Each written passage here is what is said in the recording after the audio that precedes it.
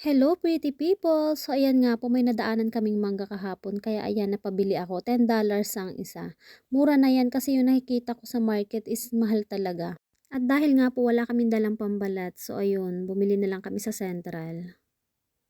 Ayan, kain tayo guys. Nilight ko na lang parehas. At ang manggang ito ay nagkakahalaga na agad ng $35.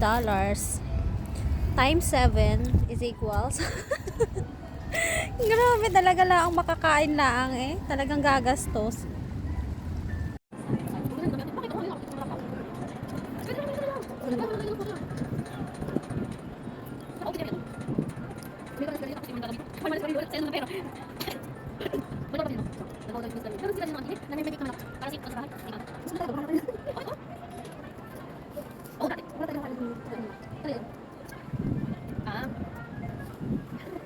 So ayan, seryoso nga po ako sa pagkain dyan. Yung mga kasama ko, busy sa pagchichikahan.